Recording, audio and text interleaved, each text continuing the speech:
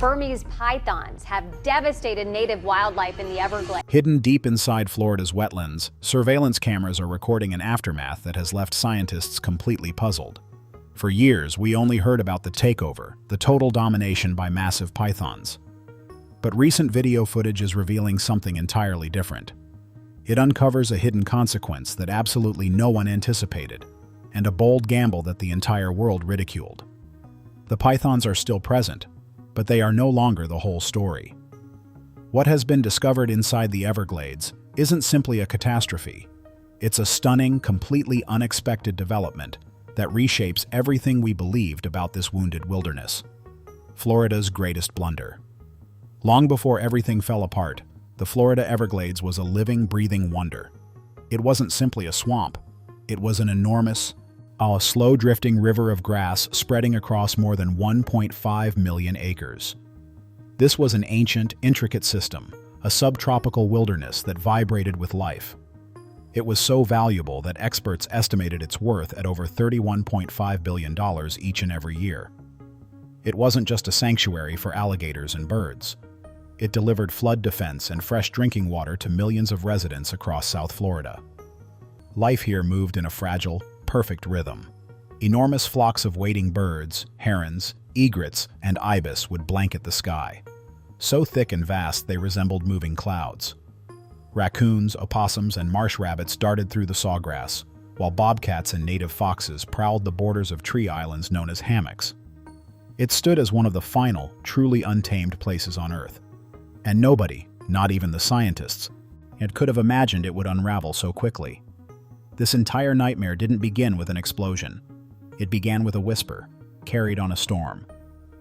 In August of 1992, Hurricane Andrew, a ferocious Category 5 storm, tore through southern Florida. Winds were shrieking at over 165 miles per hour. It leveled entire neighborhoods, and in the devastation, it demolished a reptile breeding facility near Miami. When the winds finally settled, an unknown number of Burmese pythons, a species originally from Southeast Asia, slipped silently into the wetlands. But here's the truth. That storm wasn't the only disaster. At the very same moment, a slower catastrophe was unfolding. Throughout the 1980s and 90s, Burmese pythons were the trendiest exotic pet around. People purchased them as tiny $10 snakes, believing they were getting something cool and manageable. But there was a major problem. Those cool little snakes don't stay little. They grow, and they grow rapidly. A snake that fits in your palm becomes a 10-foot, 50-pound beast within just a few years. And they don't stop growing. They can exceed 20 feet in length and weigh over 200 pounds. Heavy enough to overpower and swallow a fully grown deer. Overwhelmed pet owners who suddenly found themselves stuck with a massive and dangerous predator did the only thing they could think of. They drove to the edge of the Everglades and simply let them go. They believed they were giving the snakes their freedom. Instead, they were igniting the fuse on an ecological time bomb. Now, that is the version of events most people know. But here's a far more unsettling thought. What if the pet owner narrative is simply the convenient excuse? What if the hurricane didn't just damage a facility but destroyed the facility? A massive, undocumented breeding operation that flooded the swamp with thousands of snakes in a single catastrophic moment? Some researchers have quietly suggested that the sheer speed of the invasion simply doesn't add up with just a handful of scattered pet releases. It remains a mystery that has never been fully explained. For years, nobody gave it much attention. A few sporadic sightings were treated as curiosities. But the pythons weren't merely surviving. They were flourishing. The Everglades turned out to be an absolute paradise for them. The warmth, the humidity, the endless shallow waterways, and an enormous all-you-can-eat supply of native animals. Animals that possessed absolutely zero natural defenses. They had never in their entire evolutionary history encountered a predator like this one. The Burmese python is a masterpiece of biological engineering. They are experts at disappearing into the landscape. They can remain submerged underwater for over 30 minutes.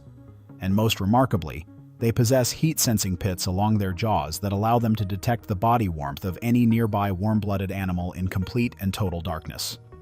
A raccoon never stood a chance. And then there's the reproduction. A single female can produce a clutch of up to 100 eggs at a time. With no natural predators to keep their numbers down, their population skyrocketed. Today, experts estimate somewhere between 100,000 and over 300,000 pythons are slithering through South Florida. And the paradise that once overflowed with life has grown eerily, devastatingly silent. The numbers are so extreme they seem impossible. A landmark study from 2012 exposed the horrifying reality. In the most heavily impacted areas of the Everglades, raccoon populations had plummeted by 99.3%. Opossums had declined by 98.9%, and bobcats had dropped by 87.5%. Think about that for a moment. Not 10%, not 50%, 99%. Gone. Erased. What most people fail to grasp is what this actually feels like on the ground. Biologists and hunters who have spent decades working in the Everglades speak about the silence. They recall driving along the loop roads and having to brake for raccoons or turtles crossing the path. Now they travel for miles, for days, and see nothing at all. The small mammals that formed the entire foundation of the food web have simply been consumed. Yet the invaders had found their heaven and were devouring it whole. The balance that had sustained the Everglades for thousands of years wasn't just disrupted, it was completely destroyed. And as officials finally woke up to the crisis, they discovered they were battling a ghost. The swamp had gone silent, but the pythons hadn't arrived alone. As the silence inside the Everglades became impossible to ignore, the state of Florida was finally forced to respond. But their early efforts looked more like something out of a low-budget reality television show. In 2013, officials launched the Florida Python Challenge. It was one part publicity stunt and one part desperate lottery ticket. They opened the hunt to the general public, essentially inviting anyone brave enough or reckless enough to wade into the swamp and pursue the giant invaders. Cash prizes were on the line, including a $10,000 grand prize for whoever removed the greatest number of snakes. The event quickly became an annual spectacle. By 2024, more than 800 participants had arrived from across the country and even from Canada. They came armed with traps, snake hooks, and sheer determination, ready to accomplish what decades of policy had failed to do. That year, they captured 195 Burmese pythons. The headlines were bold, the photographs were dramatic. It felt like a win. But let's examine the numbers honestly. They removed 195 snakes. A year later, in 2025, they shattered the previous record with 294 snakes captured. That sounds remarkable, right? Consider this. Working with the most conservative possible estimate of 100,000 pythons living in the wild, as removing 294 of them represents less than 0.3% of the total population. If the actual number is closer to 300,000, the impact is statistically non-existent. It is the equivalent of trying to drain the ocean with a teaspoon while the tide continues to rise. The Everglades wasn't recovering. It was simply serving as a backdrop for a hunting event, and the pythons were reproducing far faster than anyone could hunt them. So the state escalated its response. They brought in professionals. The South Florida Water Management District hired several dozen elite paid hunters. These were not weekend thrill seekers. These were full-time python chasers, paid an hourly rate to patrol the levees and wetlands around the clock, every single day of the year. Since 2017, yes, these contractors have pulled thousands of pythons out of the wild. Combined with every other state, federal, and private removal effort, more than 23,000 pythons have been extracted. That figure sounds enormous. It genuinely is enormous. But even that staggering number, the result of years of relentless, dedicated effort, likely represents less than 5% of the total population. For every single snake they locate and remove, 20 more hatch in the concealment of the endless sawgrass. Frustrated and desperate, Florida turned toward high-tech solutions. If they couldn't locate the snakes on foot, they would find them from the sky. Drones equipped with high-resolution thermal imaging cameras were deployed, with the expectation that they could detect the snake's heat signatures from above. But a serious problem emerged immediately. Yet the Everglades is a hot environment. The ground is hot, the water is hot, and pythons are cold-blooded creatures, masters at adjusting their body temperature to precisely match their surroundings. To a thermal imaging camera, a resting python appears indistinguishable from a warm patch of mud or a sun-heated rock.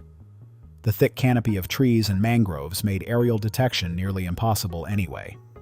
The drone program collapsed without meaningful results. Then came robotic rabbits. Engineers constructed artificial rabbits designed to emit heat and produce sounds, intended to lure pythons into ambushes. That failed as well. Pythons are ambush predators by nature. They remain completely motionless and wait for real prey to cross their path. Loud mechanical decoys held no appeal whatsoever. And the most promising sounding approach involved the use of scout snakes, also referred to as Judas snakes. The concept was genuinely clever. Researchers would capture a large male python, surgically implant a miniature radio transmitter inside it, and then release it back into the wild during mating season. The male, driven purely by instinct, would theoretically lead investigators directly to a large egg-filled breeding female. This program has produced real results. It has led to the elimination of some of the largest and most reproductively active females in the population. But it is painfully slow. It is extraordinarily expensive. And in a war that demands miles of progress, it delivers only inches. And here is perhaps the most unsettling theory of all. What if these snakes are simply too intelligent? The hunters and biologists working out in the field every single day speak about it openly. They describe it as uncanny. The snakes appear to know exactly where the traps are positioned. They avoid the levees where the hunters regularly patrol.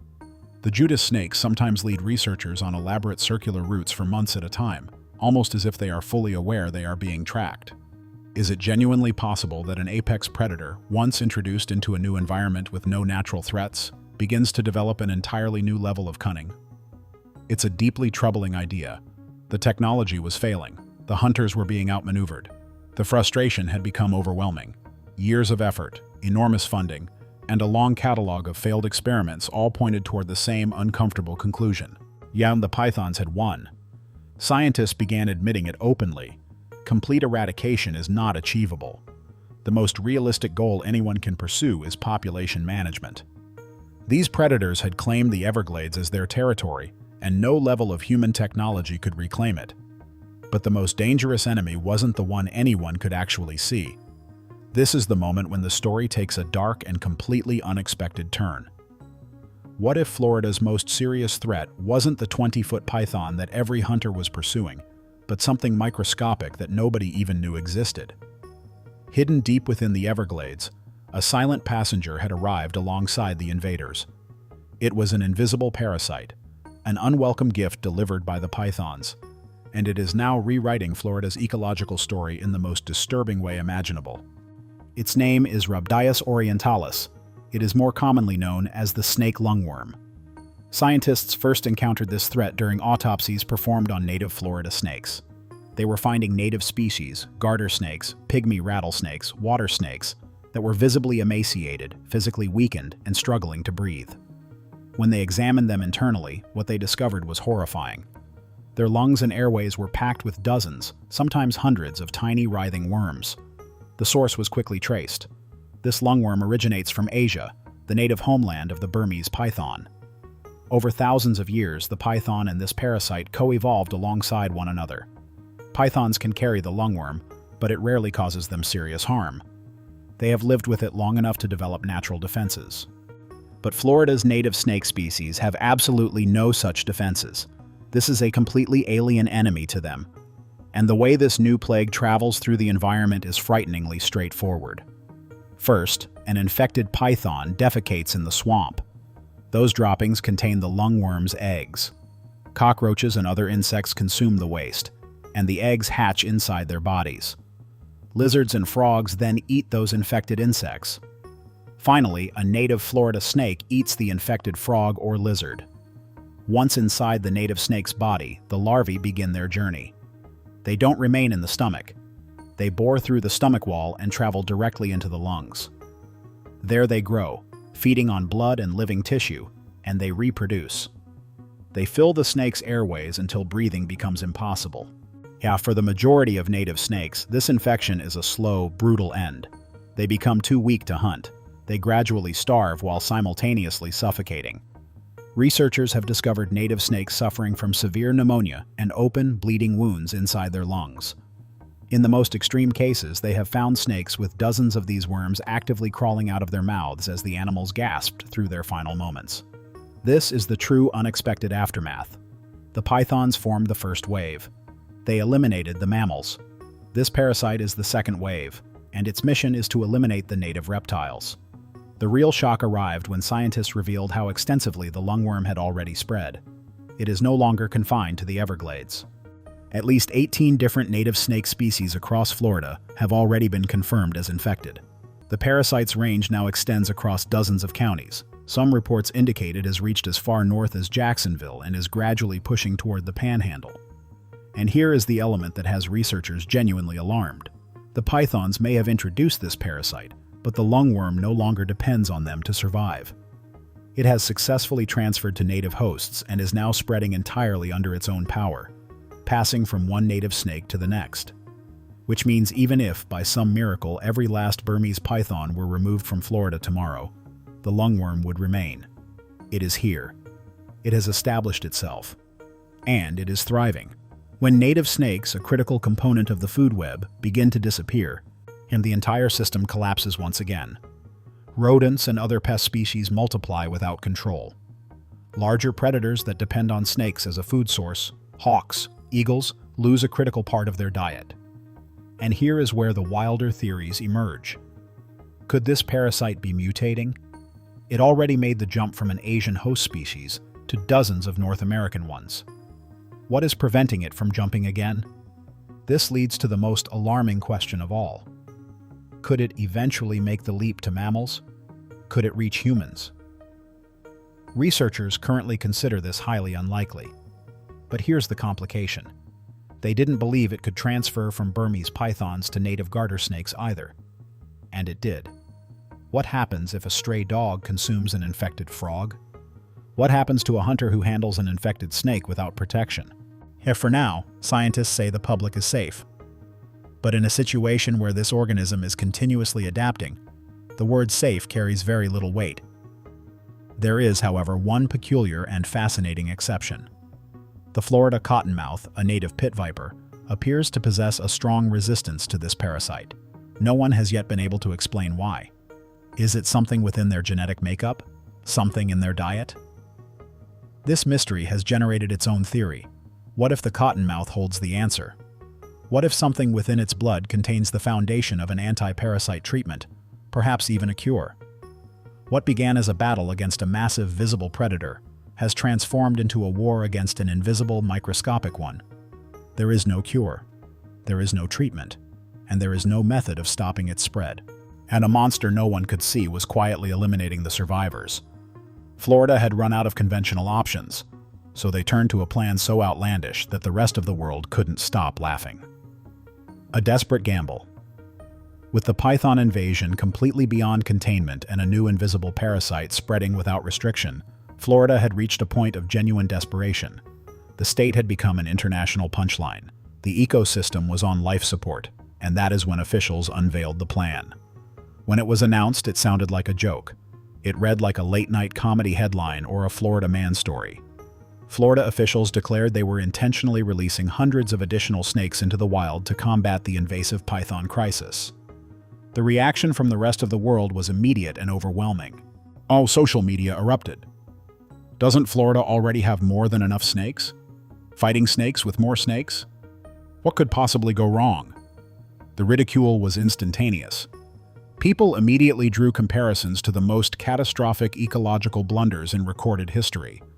They referenced the cane toad disaster, in which toads were deliberately released in Australia during the 1930s to control beetles.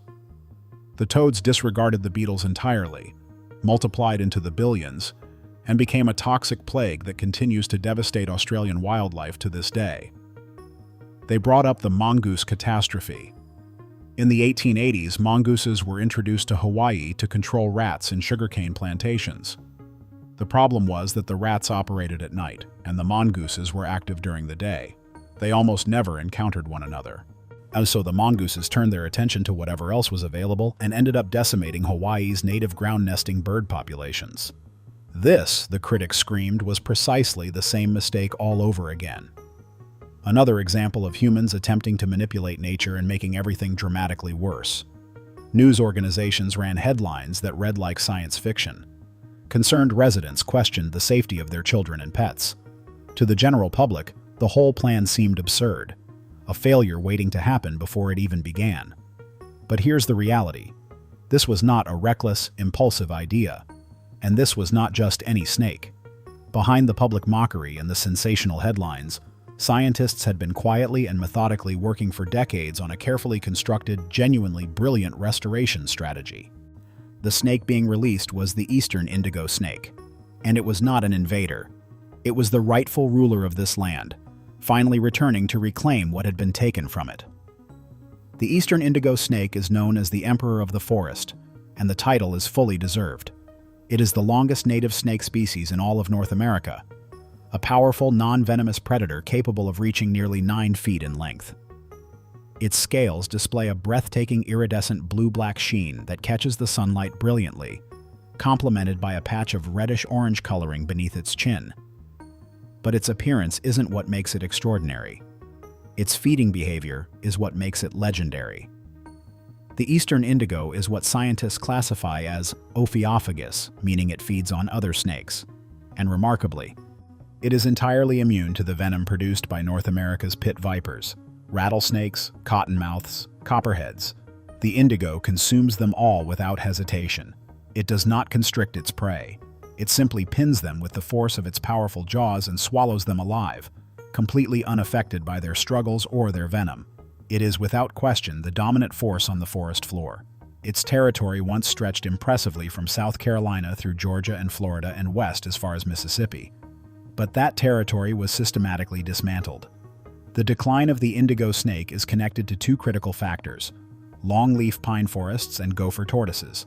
The snake flourished within the ancient longleaf pine ecosystem, a habitat that once blanketed nearly 90 million acres across the southeastern United States. Today, and due to relentless logging, development, and the suppression of natural fires, approximately 97% of that original forest has been destroyed. The second factor is the tortoise. The eastern indigo snake does not excavate its own burrows. It depends almost entirely on the deep, sandy burrows created by the gopher tortoise. These burrows function as underground shelters, providing protection from fire, cold temperatures, and predators. More than 350 other species rely on these same burrows. The gopher tortoise is what ecologists call a keystone species, meaning the entire surrounding ecosystem depends on its presence and activity. As the longleaf pines were cut down and the gopher tortoises were hunted or pushed off their land, the indigo snake disappeared alongside them. During the Great Depression, desperate families dug up tortoises for food and destroyed any snakes they found sheltering inside the burrows. By 1978, the eastern indigo snake had been officially listed as a threatened species. It had been completely eliminated from Alabama and from North Florida entirely. So let's be clear about what this so-called laughable plan actually represented. It was not about introducing a foreign snake into the ecosystem. It was about restoring a native apex predator that human activity had already eliminated. For decades, a dedicated coalition of conservation organizations and state agencies had been carefully breeding indigo snakes in captivity. They had been painstakingly restoring sections of longleaf pine forest and working to protect and expand gopher tortoise populations. What appeared to the public as a reckless, headline-grabbing stunt was, in reality, one of the most deliberate, patient, and scientifically rigorous ecological restoration efforts ever undertaken in North America. But that does not make the concerns invalid. What if this becomes a mongoose situation? What if releasing a new apex predator into an ecosystem that is already fundamentally broken produces unforeseen consequences? What will the indigos eat once they have consumed the pythons, assuming they are even capable of doing so? What if they become the next problem? Scientists assert with confidence that the research supports this decision. But here's the difficult truth. That is exactly what they said before releasing the mongooses in Hawaii as well. The emperor had returned. The stage had been prepared for an epic confrontation. But the most profound and unexpected twist was unfolding somewhere else entirely. While the public was consumed with mocking the snake versus snake strategy, something extraordinary was quietly taking place inside the swamp. Something that no one had anticipated. Nature, it turned out, was already beginning to respond on its own terms. This was the other unexpected aftermath. Deep inside Big Cypress National Preserve, researchers were monitoring a 13-foot, 52-pound male python they had named Loki. The snake had been fitted with a GPS tracker as part of a breeding behavior study. One morning in December, the team went to check on his recorded location, expecting nothing more than a routine data update. What they discovered left them completely speechless. Loki's enormous body was found stretched across the grass. Yet his head had been completely severed and was discovered hidden beneath a nearby bed of pine needles. This was a 52-pound apex predator. What creature living in the Everglades could possibly do something like this? An alligator? A Florida panther? Several days later, a trail camera positioned nearby captured footage that defied every expectation. The predator responsible was a native bobcat. A bobcat that wildlife biologists estimated weighed barely 25 pounds. This discovery stunned the entire research community. Wildlife experts described it as an unprecedented first. A native bobcat had successfully hunted, killed, and consumed an adult Burmese python more than twice its own body weight. For 2 decades, these pythons had reigned as the undisputed monsters of the ecosystem, feared by every native animal. Now, for the first time, yet one of Florida's own had reversed the equation entirely. Some experts theorized that a recent cold spell had slowed the python's reflexes, leaving it momentarily vulnerable to attack. But this is precisely where new and fascinating theories begin to take shape. What if this wasn't simply a lucky accident? What if the native predators are genuinely learning? This was not an isolated incident. Across Florida, additional evidence began to surface. Alligators, the original apex predators of the swamp, were being observed ambushing and consuming smaller pythons with increasing regularity. Even the rare and endangered Florida panther has been documented confronting and killing these invaders. What if knowledge of how to defeat these snakes is somehow spreading through the native predator community? Not through language, but through observed behavior? What if one bobcat watched another attempt to hunt, learned from that experience, and is now passing those lessons on to its offspring? What if the home team is finally beginning to identify and exploit the invaders' vulnerabilities? One wildlife biologist memorably described it as a point on the scoreboard for the home team. The Everglades was beginning to push back. But this kind of behavioral adaptation moves at an agonizingly slow pace. A single bobcat, no matter how skilled, cannot undo 20 years of ecological destruction. For every python brought down by a native predator, thousands more are hatching safely and silently in the concealment of the sawgrass. The home team had made the scoreboard, but they remained far behind in the game. And that is precisely what makes the other dimension of this story so essential to understand. The return of the emperor. For years, dedicated conservation teams had been releasing captive-bred eastern indigo snakes into a carefully protected area in North Florida, known as the Apalachicola Bluffs and Ravines Preserve. This location sits hundreds of miles north of the main python invasion zone, but it represents the ancestral homeland of the indigo snake. Each released snake was tagged, tracked, and monitored, with the hope that they would establish themselves and survive. Then, in the autumn of 2023, something extraordinary was recorded. Trail cameras positioned throughout the preserve captured footage that fundamentally changed the nature of this entire effort. The cameras documented 2 wild-born eastern indigo snake hatchlings. Yeah, these were the offspring of the previously released adults. For the first time in nearly half a century, the eastern indigo snake had successfully reproduced on its own in the wild in North Florida. This had crossed the boundary from survival into genuine revival. When biologists confirmed that one of the young snakes bore no tag whatsoever, it provided absolute proof. That animal had been born entirely without human assistance. The indigos were no longer simply enduring.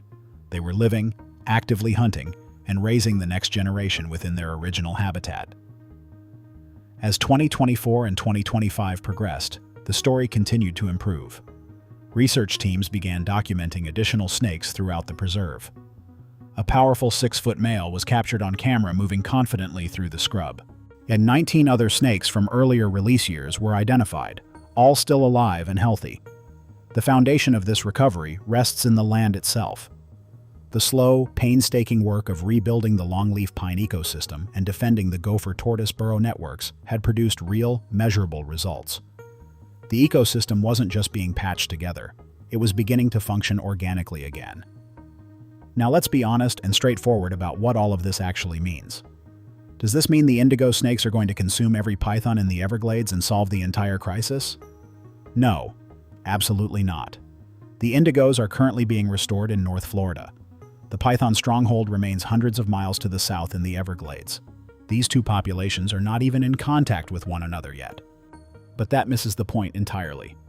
The true unexpected aftermath, the one that no one saw coming, operates on two levels. First, nature itself is demonstrating incapacity to adapt. Bobcats and alligators are developing new behaviors. Second, and perhaps more importantly, a conservation strategy built on patience, scientific rigor, and a willingness to trust in nature's own equilibrium has actually delivered results. For decades, the story of the Everglades was a story defined by human failure. We failed to prevent the snakes from escaping in the first place. We failed to remove them after the fact. We pursued expensive technological solutions, and they fell apart. But the approach that is finally delivering a genuine reason for cautious hope wasn't a drone or a robot or a genetically modified organism. It was a native snake. It was the slow, difficult, unsexy work of healing the land and returning its rightful ruler. The pythons remain a serious, ongoing crisis. The lungworm remains a spreading plague. But the footage coming out of Florida's swamps has finally revealed an aftermath that nobody anticipated. Resilience. Hope. And yet this is exactly where the final and most unsettling theory leaves us suspended. What happens next? What happens when the eastern indigo's gradually expanding territory, which continues to spread southward, eventually meets the python's territory, which continues to push northward? And far more critically, what happens when the lungworm encounters the emperor? What if this invisible and still spreading parasite, which is also advancing north through the state, begins infecting the newly restored indigo snake populations? Are we engaged in the extraordinary work of bringing a native species back from the brink, only to deliver it directly into the path of a microscopic killer? And the real aftermath isn't a conclusion. It is the opening chapter of an entirely new conflict: the python, the parasite, and the emperor. Are we watching the beginning of a genuine recovery? Or are we simply witnessing the next phase of the collapse?